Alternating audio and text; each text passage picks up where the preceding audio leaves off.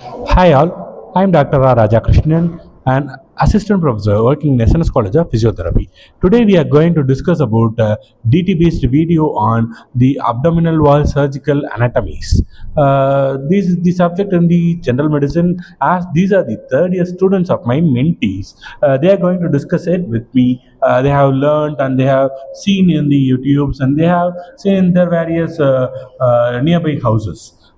She is Devika, she is Julia, she is Nandini, she is Malati, she is Swati, she is Ritika Shetty, and she is Shamriti. They are going to discuss it with us. Yes, starting with Hi, Devika. I'm Devika. I'm studying third year BPT student. So I'm going to tell about boundaries of abdominal wall. There are four boundaries present in the abdominal wall. They are superior, inferior, anterior, posterior, and lateral. Superior. First, I'm going to tell about superior boundaries of the abdominal wall. They are sigmoid process of sternum, costal rib 7, 10, lower ends of rib 10 and 12, diaphragm. It separates abdomen from thorax. Next, I'm going to tell about inferior boundaries of abdominal wall. Inferior boundaries are pubic crest, inguinal ligament, iliac crest, pubic symphysis. Next, I'm going to tell about anterior boundaries of abdominal wall. Anterior boundaries are skin, superficial fascia, and muscles of abdominals. The muscles of abdominals are transverse abdominis, rectus abdominis, internal oblique and external oblique. Next, I am going to tell about lateral boundaries of abdominal wall. The internal oblique, external oblique, and transverse abdominis. Next, I am going to tell about quadrant of abdominal wall. There are four quadrants present in the abdominal wall. They are right upper quadrant, left upper quadrant, right lower quadrant, left lower quadrant. The right upper quadrant contains gallbladder, liver, kidney, and head of pancreas. And left upper quadrant contains stomach, spleen. And right lower quadrant contains appendix, duodenum, cecum, and ovary and fallopian tube. Next, left lower quadrant contains segmental colon, descending colon, and left ovary, fallopian tube in females. These are the quadrants of abdominal wall. Thank you. So you are discussing about what are the upper and lower quadrants of the abdominal wall. These are the things we have to know. Why we have to know this? We will discuss it later. Then we are moving on to the Manati. I'm Maladi. I'm going to tell up layers of abdominal walls. 7 layers. First skin, outermost layer of skin, 2 types, epidermis and dermis இருக்கு. Second வந்து superficial fascia. அதில் 2 is scams fascia, scar fascia. Scams fascia வந்து superficial fatty layer. Scar fascia வந்து membrane layer. Third வந்து deep fascia. இது வந்து thin layer of connective tissue, abdominal muscles. Fourth வந்து muscle layer. இது வந்து 4 muscles இருக்கு. External oblique, internal oblique, rectus abdominis, transverse abdominis இருக்கு. Fifth வந்து transverse fascia. இது வந்து stronger layer of connective tissue. இது வந்து abdominal muscles இருக்கு. Sixth வந்து extraperitoneum fat இருக்கு. இது வந்து loose connective tissue, fat located வந்து abdominal muscles இருக்கு. 7 வந்து parietal peritoneum. இது வந்து deepest abdominal wall. Thank you. So in this, that's an interesting fact. All the muscles are originated from, we all know, all the muscles are in our body is originated from top to bottom or bottom to top. In this, that's a muscle called transverse abdominis, rectus abdominis. These two are not two muscles which is originated from top to below or below to top. This is the one is the transverse muscle, and the rectus abdominis, it is the six-pack muscle. That's from the left side to right side or right side to left side. So, and another muscle, the oblique muscle. So the name itself says it's the oblique. So it's not straight muscle. It's oblique in shape. So it is called as external and internal oblique. Yes, we continue with Julia. Hi, my name is Julia. I'm going to talk about the rectus sheath. The rectus sheath is a strong fibrous covering that encloses the rectus abdominal muscle and the anterior abdominal wall. The formation of the rectus sheath, it's formed by the aponeurosis flat tendon. They are covered with the 3 abdominal muscle called as external oblique and internal oblique and transverse abdominis. And its structure, there are the above and the below. The anterior wall, external oblique aponeurosis, and anterior part of the internal oblique. And the posterior part of the internal oblique and transverse abdominals aponeurosis.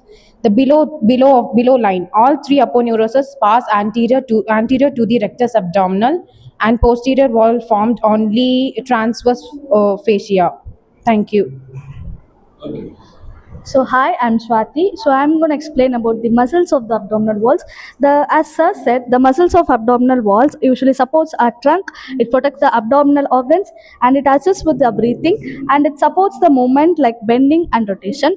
The abdominal muscles are usually divided into two types: the anterior lateral and the posterior muscles. The anterior lateral muscles consist of the external oblique, which is present in the superficial layer, then the internal oblique, which is present in the middle layer, and the transverse abdominals, which is present in the deep fascia layers, and the rectus abdominals, which runs towards the vertical line towards the midline, and then the pyramidalis.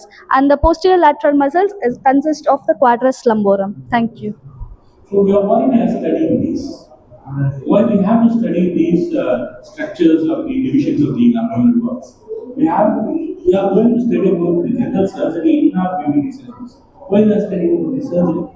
Because if we know about what the surgery is done in the abdomen, that may be a biomechanical correction or biomechanical problem in our shoulder or either in our back. It may cause some things like if a hernia patient is having surgery, after the hernia mesh depletion, the pain may be activated in the right shoulder, which is fixed at the right side of the abdomen. So we can conclude that it is because of the hernia surgery, the shoulder pain activated. So we can release the abdominal fascia and the pain goes and the patient feels good. So we are studying this. There are some more we will discuss later. Next. Okay, so I'm going to speak about the regions of the abdominal wall. So completely, there are 9 regions in the abdominal wall, and it's used for clinical purposes and for diagnosis. In these 9 regions also, it's also divided into 4 quadrants. So mainly, if we talk about those 9 regions, there are 3 rows. So in the upper row, there are 3 regions. In middle row, there are 3 regions, and in the lower row also, there are 3 regions. So there are important organs in each region. So when we speak about the organs, the right hypochondriac consists of the liver and the gallbladder, and the epigastric consists of the stomach and the pancreas, and left hypochondriac consists of the spleen, and umbilical consists of small intestine, and right iliac consists of the appendix, and hypogastric consists of the urinary bladder. So after that, we talked about that 4 quadrants. So the 4 quadrants are right upper quadrant, left upper quadrant, and right lower quadrant, and left lower quadrant. Thank you. I am Ritika Ashra from SNS College of Physiotherapy. Today I am going to talk about the major arteries of the abdomen. Abdominal aorta, the largest artery in the abdomen, continuation of the thoracic aorta, start at T12, end at the L4 by dividing into the common iliac arteries. Main races, celiac trunk supplies forehead organs, liver, stomach, spleen, upper duodenum. So superior mesenteric artery supplies the midgut, a small intestine, ascending colon, parts of the transverse colon. Inferior mesenteric artery supplies hindgut, descending colon, segment colon, rectum. Renal arteries supplies kidneys. Conatal artery supplies the ovaries, testes. Major veins of the abdomen: inferior vena cava. Largest vein in the abdomen, formed in the common iliac veins, L5, drains into the right atrium. Renal veins, hepatic veins, conatal veins. Hepatic portal vein formed by the superior mesenteric vein. Splenic vein carries the nutrient-rich blood from the GI tract to liver. Thank you. Yes. Last but not least, she is going to tell about some important clinical features and the important clinical points in this. Hi, I'm Smriti. As a physiotherapist, studying the abdominal wall is not just about the anatomy. It is foundational to movement stability, breathing, and rehabilitation outcomes. The abdominal wall muscles, especially the transverse abdominis, rectus abdominis, internal and external oblique, work with the diaphragm, pelvic floor, and multifidus to form the core cylinder. This system maintains the intra-abdominal pressure, stabilizes the lumbar spine, protects against the low back pain. Abdominal weakness or poor motor control contributes to lumbar instability, altered posture, compensatory muscle overuse. Understanding the abdominal wall biomechanics allows us to design targeted strengthening and motor control programs instead of prescribing generic core exercises. post-surgical rehabilitation after abdominal surgeries like C-section, hernia repairs, laparotomy. Patients may experience scar adhesions, muscle inhibition, altered breathing patterns, reduced trunk mobility. Knowledge of abdominal layers helps us safely progress exercises and prevent complications such as incisional hernias.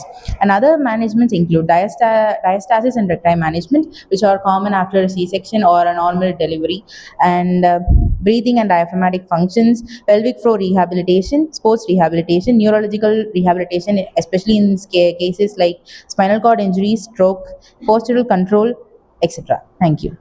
Okay, as somebody shared, there are more diseases speaker in these abdominal wall incisions. There are some of the incisions, cancer incision, Lamb's incision, Gurney's incision, some of the incisions you studied in your previous years. We will discuss a specific case about this abdominal surgery in the next video. Thank you.